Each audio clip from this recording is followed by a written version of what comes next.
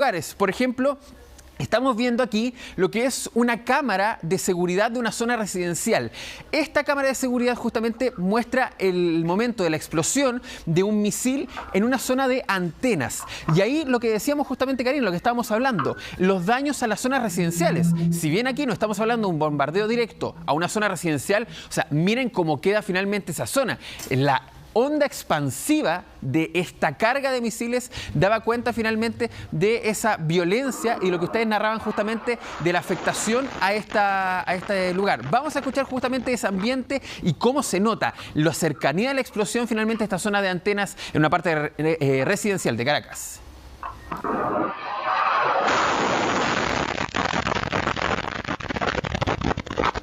Claro. A ver, el protocolo dice elimina primero el sistema antimisiles, después el sistema de comunicaciones, después el sistema eléctrico.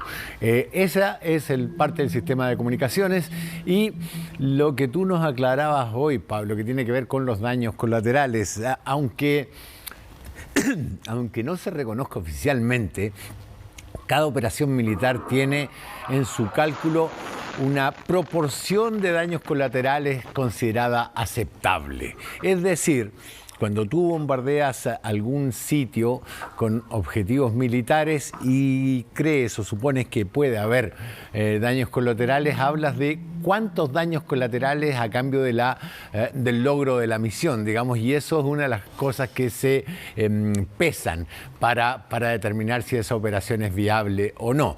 Es diferente bombardear una antena que está en medio de una zona residencial que una oficina en un edificio de habitaciones, digamos. Entonces, me da la sensación de que este es uno de esos bombardeos donde la cifra de daños colaterales es considerada aceptable para el logro de la misión y que respaldaría aquella versión que dábamos del New York Times de 40 víctimas venezolanas en estas operaciones.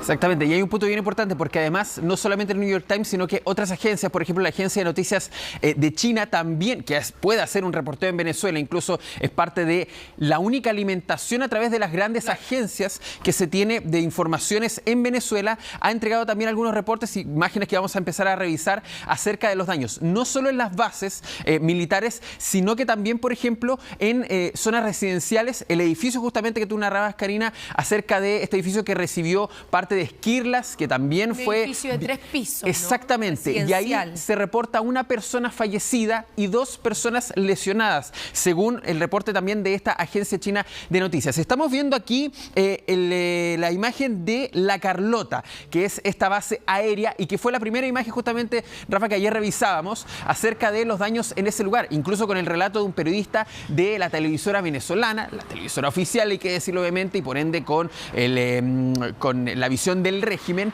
y que daba cuenta de estas imágenes con este bombardeo, este camión que transporta material pesado, por ende puede transportar una batería antiaérea, finalmente una batería de misiles antiaéreos, y los daños en el exterior, con esta reja que quedó doblada, un poco de las esquirlas, esta puerta, y también lo que era la afección a algunos buses de transportes, que no fueron dañados directamente, sino que es parte de esta onda expansiva. Pero también se han conocido otras imágenes y hablábamos justamente, Rafa y Karina, del Fuerte Tiuna. El Fuerte Tiuna, que es uno de los más importantes de ese país, si no el más importante, y tenemos también parte de esas imágenes. Miren cómo quedó también esa zona de galpones y de instalaciones eléctricas, y que condice justamente con lo que tú decías, Rafa, la afección y el orden que se aplica para finalmente atacar a puntos estratégicos y también incomunicar a una ciudad en caso de una operación, sobre todo secreta, de extracción, que no es derechamente una invasión o un ataque. Y aquí lo están viendo lo que es la imagen de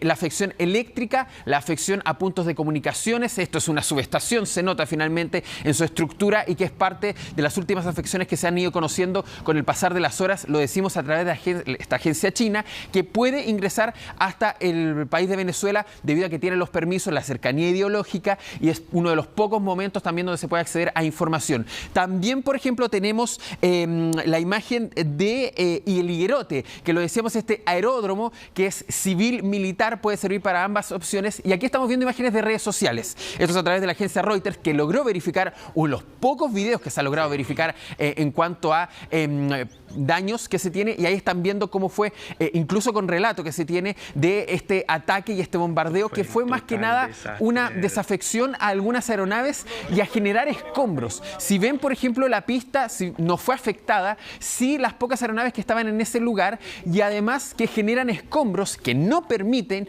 que una aeronave pueda despegar de manera tranquila, debido a que no se cumple un protocolo, por ejemplo, de desplazamiento en ese lugar. Esas pocas imágenes hemos conocido hasta el momento, finalmente, es parte de lo que se ha ido conociendo, pero también el relato de soldados que se han ido conociendo acerca de este ataque, y también el relato que ellos hacían de cómo fue la llegada de soldados estadounidenses hasta ese lugar. Escuchemos. Sí. Escuché la explosión, escuché silbido, era puro silbido. Un momento no escuché, y lo que sentimos fue el impacto, y cuando me levanté, ya todo estaba desboronado, todo estaba desbaratado, todo, la caja, todo. Ellos atacaron, y ellos, en el momento que querían estacionarse en nuestra unidad, no lo íbamos a permitir. Nosotros sumamos para que ellos se fueran, porque no se podían estacionar. Se estacionan en nuestra unidad, nos toman la unidad y no nos podemos. ¿Ustedes permitir. la unidad? Nosotros defendimos la unidad, porque ellos se querían estacionar en la unidad. Cuando el helicóptero iba bajando, nosotros tuvimos que accionar, porque si no, nos toman la unidad. Tengo la sensación, Pablo, de que eso concuerda, uno, con las declaraciones de alguien que decía que había explotado todo el fuerte, y dos, con esa imagen muy difusa, pero muy impresionante, de cosas explotando en medio de la noche, que yo supongo que si estaban esos galpones deben haber sido municiones. Y cuando explota un depósito de municiones, parece eso, fuegos artificiales de enorme intensidad. Me acuerdo de la explosión ocurrida en Río Tercero, Argentina, en la época de Carlos Menem, que fueron transmitidos, captados por muchas cámaras, y que era eso, un continuo de explosiones como las que se ven en algunas de las imágenes que llegaron desde Venezuela, desde Caracas específicamente. Justamente, el tema, Rafa, y hay que ser también claros con la gente que nos está viendo a través de la señal, no hay todavía una información oficial del gobierno bolivariano de Venezuela para saber cuál fue la afección. Y ahí también está el tema de la curiosidad. Ellos tampoco han confirmado una cifra. Lo conocemos a través del New York Times, lo conocemos, por ejemplo, a través de las agencias internacionales, pero no lo sabemos a través de la manera oficial del gobierno de Venezuela, y eso también tiene una particularidad. ¿Cuál será? Todavía no lo conocemos. Tal vez la cifra de civiles que ellos quieren dar a conocer sea mayor, puede ser también un tema comunicacional, pero es parte también de todo eso, Karina, justamente. Claro, pero también la duda que queda es ¿por qué? ¿Por qué no se sabe por parte de las autoridades que quedaron en Venezuela si es que hay personas fallecidas, si es que hay civiles fallecidos, si hay personas que vivían en una zona residencial y se vieron afectadas por el bombardeo? ¿Por qué la información se encripta de tal manera que ni siquiera se conoce eso? Ni siquiera hoy día sabemos si es que hay personas heridas, por ejemplo, sino que solamente a través de los medios de comunicación que, como el New York Times, han ido tomando contacto con algunas fuentes que ellos manejan en forma previa, ¿no? Y que queda la sensación de que de esa manera han tratado de ir acercándose a lo que realmente ocurrió en ese lugar. ¿Por qué ni siquiera hay claridad de eso por parte del régimen venezolano, no? Exactamente, y es parte de lo que también estamos tratando de averiguar en cuanto a ese flujo de noticias con nuestros también corresponsales en Venezuela, tener el contacto también con ellos y entender cuál es el flujo de información. Bastante extraño, hay que decirlo, porque uno podría decir, bueno, ellos son víctimas de un ataque, finalmente un bombardeo, podrían también mostrarse como ese escenario de víctimas, sin embargo, no lo han hecho, y ha habido incluso la discrepancia. Aquí venezolanos en nuestro país decían, nadie murió. Nos han llegado imágenes, sí, de soldados heridos, de soldados fallecidos, y con esta imagen también aquí que la están viendo en pantalla, que es el daño a este edificio residencial. Esto fue en una zona costera finalmente, muy cercano a La Guaira, y es ahí donde se da también este bombardeo, a esta afección a este edificio residencial, donde está confirmado a través de agencias internacionales que una persona falleció producto de esa esquirla, como también finalmente personas resultaron heridas. Entonces, son cifras que se han ido conociendo, se han ido consolidando un poco,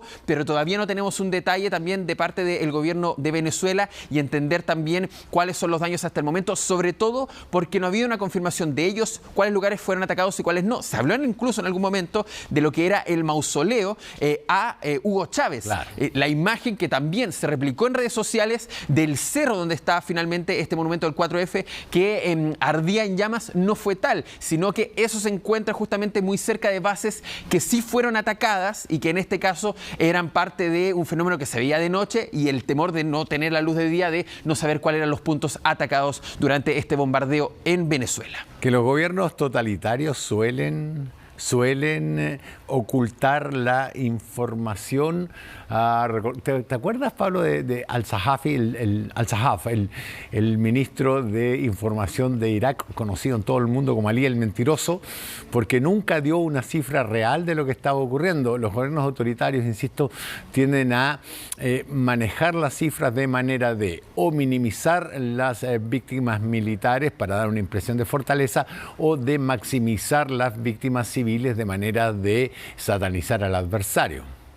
Exactamente, y por eso mismo es que no se puede confiar mucho en también las cifras que entendemos también de un régimen que ni siquiera pudo aclarar el tema de las votaciones, mostrar actas, es decir, ya desde esa base del momento en que fueron reelectos no se tiene una claridad de cuál es la realidad en Venezuela, y por eso mismo es que uno tiene que constatar con distintas fuentes y también medios internacionales que tienen sus fuentes en ese lugar y que también uno tiene que mostrar una discrepancia o una diferencia en cuanto a esas bases, entender que todo eso no es información oficial en un país donde cuesta entender esa información y tener esa